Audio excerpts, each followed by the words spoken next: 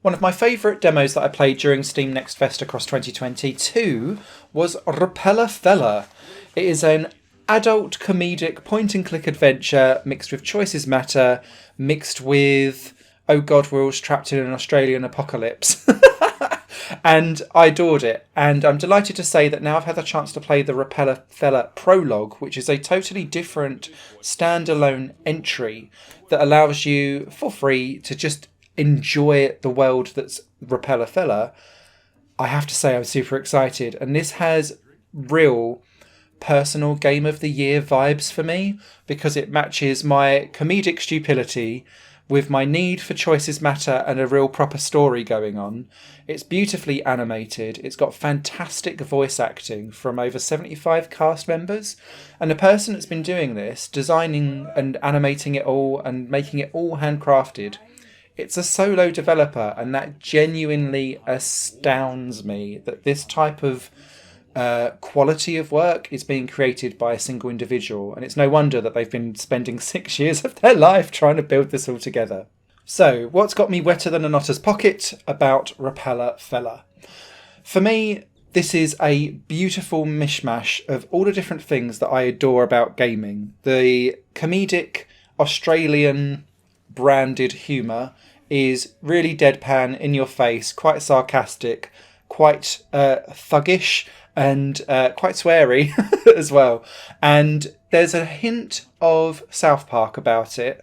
But for me, and I don't know what this creator had done beforehand, they say that it's a spiritual successor to their Flash series called Ray.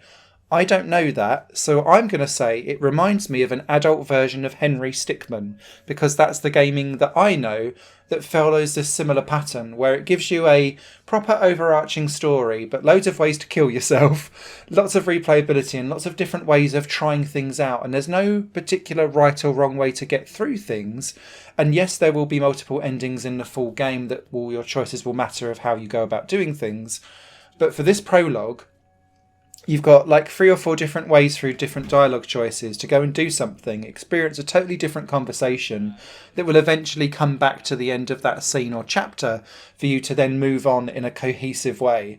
And what I found just through the prologue was, replaying it 3 times, I had 3 slightly different experiences depending on the different things that I shot. And whilst the story kind of reconverged back in again, it felt cohesive. And not that my choices didn't matter, but that they felt part of a wider story where everything just kept following through. And if I'd only ever played this once and I chose those choices, it made sense. And I think that's really difficult to land in a Choices Matter game, particularly when you're hand animating and voice acting everything and choosing where scenes kind of dock back in again. And I can't say enough about how smooth that felt in this prologue. This replayability is going to be extended into the full game, with every choice having 3 different options for you to approach it and have a different outcome or a different scene that evolves over time.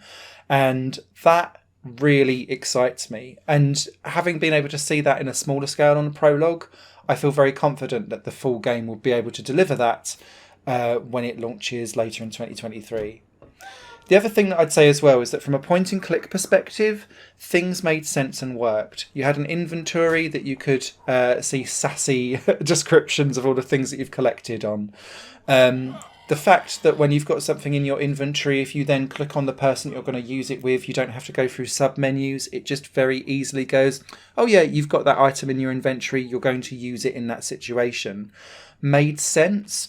And if you've got the option to use it or not use it, it comes up as a dialogue choice, so that it was easy to select and make. You don't have to deal with like in context menus, which sometimes some point and click adventures go a bit overboard on, and you kind of like, what am I doing? Am I combining? Am I using? Am I doing what with it now?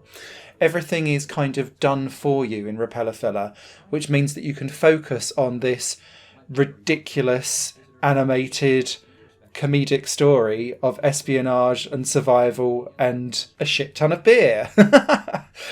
The other thing I'd say as well is that I preferred using a mouse and a keyboard for the actual like dialogue interactions. You can use a controller throughout and use a left analog stick to move your character and right to move the cursor around, and that works really well for like picking things up and dropping stuff down.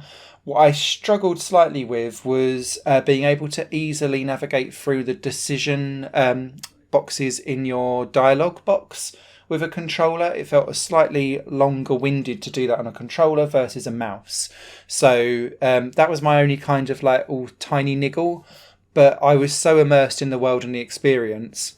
Mwah! Chef's kiss. I'm super excited for this game, and definitely on my potential hit list, if this follows through at this quality, from the demos that I played in 2022 to this prologue here, in through to the full game, genuinely, I'm hyped for this to be my personal game of the year. So, yeah, let's stay tuned. And if this looks remotely interesting to you, grab the prologue for free and add the full game to your Steam wishlist. Take care. Higher Plane Games is part of the Higher Plane Network, a completely independent media outlet supported by people like you. The goal is to create the best possible content that cultivates a richer indie scene for games as well as music and entertainment. To find out more and to get involved, visit patreon.com/Higher Plane Network. Your support makes all the difference, and in return you'll gain access to bonus content and downloads. Thank you for watching.